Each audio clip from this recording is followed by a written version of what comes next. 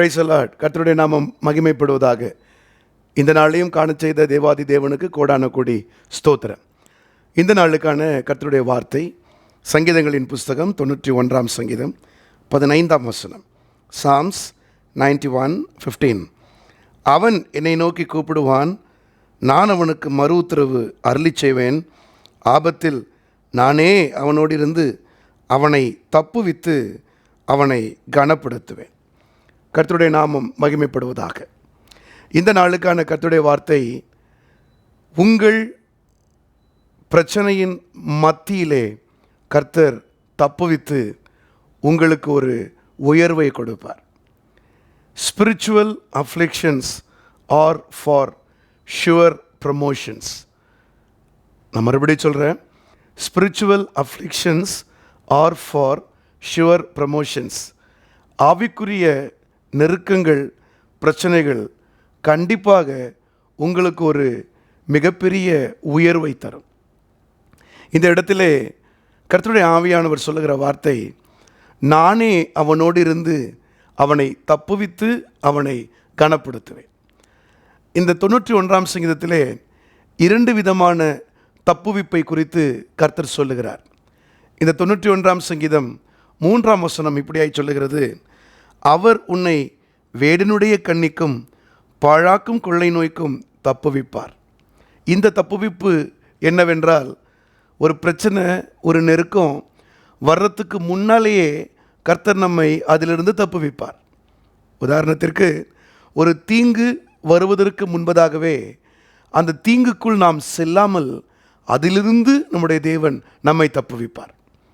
ஆனால் இன்றைக்கு கர்த்தர் கொடுக்கிற வார்த்தை 15 வசனத்திலே, இந்த தப்புவிப்பு என்னவென்றால், பிரச்சனையின் நடுவிலே நம்மை அனுமதித்து உள்ளே செல்ல வைத்து அதிலிருந்து விடுவிப்பார். பாஸ்டர், இது ரெண்டுத்துக்கு என்ன வித்தியாசம் அப்படின்னு நீங்கள் கேட்டிங்கன்னா, முதல்ல உள்ளதில் நமக்கு ஒரு எச்சரிப்பு கொடுத்து தப்புவிச்சோன்னே நம்ம ஆண்டவருக்கு நன்றி செலுத்திட்டு போயிடுவோம். ஆனால் அந்த 2வது தப்புவிப்பு இருக்குல்ல, பிரச்சனைக்குள்ள, வேதனைக்குள்ள நம்மை அழைத்து சென்று மரண இருளின் பள்ளத்தாக்குக்கு உள்ளே ஊடுருவி நம்மை கரம் பிடித்து நடத்தி சென்று அதிலிருந்து நமக்கு ஜெயம் கொடுத்து அதிலிருந்து வெளியில் வரும்போது நமக்கு ஒரு உயர்வு உண்டு. we get a spiritual promotion. ஒரு ஆவிக்குரிய உயர்வை கர்த்தர் கொடுப்பார். ஆம் பிரியமானவர்களே, பாருங்கள், ஷாத்ராக், மேஷாக், அபேத்நேகோ, இந்த 3 பேரையும் பிரச்சனைக்கு உள்ளே அனுப்புகிறார். பிரச்சனையிலேருந்து விடுவிக்கலை. அவங்க ஒரு ஸ்டாண்ட் எடுக்கிறாங்க. என்னதான் எங்களுக்கு நடந்தாலும், அக்கினிக்குள்ளே போய் எங்கள் தேவன் எங்களை விடுவிக்காமற் போனாலும், எங்கள் தேவனை தவிர நீர் நிறுத்தியிருக்கிற சிலையையோ நாங்கள் வழிபடவே மாட்டோம். இந்த ஒரு ஸ்டாண்ட் எடுக்கும்போது கர்த்தர் அந்த பிரச்சனைக்கு உள்ளே அனுப்புகிறார். அந்த அக்கினிக்குள்ளே போகிறாங்க. ஆனால் நடந்தது என்ன தெரியுமா? அக்கினியிலிருந்து வெளியில் வந்தது மாத்திரம் இல்லை, அந்த தானியேல் 3 அதிகாரம் 30 வசனம் கடைசி வசனம் இப்படியாய் சொல்லும், நேபுகாத்நேச்சார் பாபிலோன் மாகாணத்தில் எல்லார் மத்தியிலும் ஷாத்ராக், மேஷாக், அபேத்நேகோ என்பவர்களுடைய தலைகளை உயர்த்தினான்.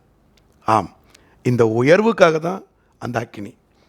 இந்த நாளிலும் யாராகிலும் நீங்கள் மிகுந்த நெருக்கத்தில், மிகுந்த போராட்டத்தில், மிகுந்த உபத்திரவத்தில், ஒரு கடன் பிரச்சனையில், ஒரு வியாதியில் கர்த்தர் என்னை ஏன் அனுமதித்தார் அப்படின்னு நீங்கள் கேட்டுட்ருக்கீங்களா? ஏன் என்று சொல்லி கர்த்தர்கிட்ட கேட்குறீங்களா? எதற்காக எனக்கு அனுமதிக்கணும்? நான் அப்படி என்ன பண்ணிட்டேன்? எதற்கு இந்த பிரச்சனை எனக்கு வரணும்னு சொல்லி நீங்கள் ஆண்டவர்கிட்ட கேட்டுட்டு இருந்தீங்கன்னா, இன்றைக்கி கர்த்தர் கொடுக்குற பதில் என்ன தெரியுமா? இந்த உபத்திரவத்திலிருந்து, பிரச்சனையிலிருந்து நீங்கள் விடுவிக்கப்பட்ட உடனே உங்களுக்கு ஒரு உயர்வு காத்திருக்கிறது. there is a promotion awaiting you. அதற்காக நல்ல விசுவாசத்தோடு இந்த காலைவெளியில் ஆண்டவரை நல்ல ஸ்தோத்திரிங்க. ஆண்டவரே, இந்த ஆவிக்குரிய நெருக்கடியிலிருந்து நான் வெளியிலே வருவேன். நீர் எனக்கென்று ஒரு ஆவிக்குரிய உயர்வை வைத்திருக்கிறீர். யோசேப்பை பாருங்கள், குழி உண்டு, சிறைச்சாலை உண்டு. இது ரெண்டும் ஏன்? ஒரு 17 வயசு பையன், பரிசுத்தமுள்ள பையன், தன்னை சுத்தமாக வைத்திருக்கிற பையன், இவனுக்கு ஏன் இந்த உபத்திரவம், இவனுக்கு ஏன் இந்த நெருக்கடி? அவன் கேட்டிருக்கலாம். ஆனால் அதை 13 ஆண்டுகள் சகித்தானே. 13 ஆண்டுகள் சகித்த அந்த யோசேப்புக்கு அதிலிருந்து கர்த்தர் எப்படி தப்புவிக்க செய்தார்? எகிப்துக்கே அதிபதியாய் உயர்த்தினார். Spiritual afflictions are for sure promotions. ஆவிக்குரிய உபத்திரவங்கள், நெருக்கடிகள் கண்டிப்பாக உங்களுக்கு ஒரு ஆவிக்குரிய உயர்வை கொடுக்கும். ஜெபிப்போமா? பிதாவே, இந்த நாளிலும் நீர் எங்களுக்கு கற்றுக் கொடுத்த வார்த்தையின்படி, இந்த நாளுக்கான ரேமாவின்படி, யாரெல்லாம் உபத்திரவத்தில், நெருக்கடியில், மிகுந்த போராட்டத்தில் முடியாது என்று சொல்லி தவித்து கொண்டிருக்கிறார்களோ அவர்களுக்கு கர்த்தர் கொடுத்த நல்ல வார்த்தைக்காய் ஸ்தோத்திரம். ஆமாண்டவரே, இந்த உபத்திரவத்திலிருந்து கர்த்தர் விடுதலை ஆக்கும்போது அவர்களுக்கென்று வைத்திருக்கிற மகிமையான உயர்வுக்காய் ஸ்தோத்திரம். ஈடு இணையில்லாத அந்த மகிமைக்காய் ஸ்தோத்திரம். ஆண்டவரே, காணப்படுகிறவைகளை அல்ல, காணப்படாதவைகளை நோக்கி இருக்கிற நமக்கு அதிசீக்கிரத்தில் நீங்கும் இந்த லேசான உபத்திரம் மிகுந்த கன மகிமையை உண்டாக்கும் என்று அறிந்து எங்கள் உபத்திரவங்களிலே நாங்கள் மேன்மை பாராட்டுகிறோம், உம்மை துதிக்கிறோம். எங்கள் தகப்பனை நாங்கள் ஆற தழுவிக்கொள்ளுகிறோம். நீர் சீக்கிரத்தில் விடுதலை தந்து ஆவிக்குரிய உயர்வையும் கொடுக்கிற போகிறபடியால் உமக்கு ஸ்தோத்திரம், ஸ்தோத்திரம், ஸ்தோத்திரம். உடைய பிள்ளைகளை தேற்றும், வழிநடத்தும், பலப்படுத்தும். இயேசுவின் நாமத்தில் கேட்டுக்கொள்ளுகிறோம் பிதாவே. ஆமேன். God bless you.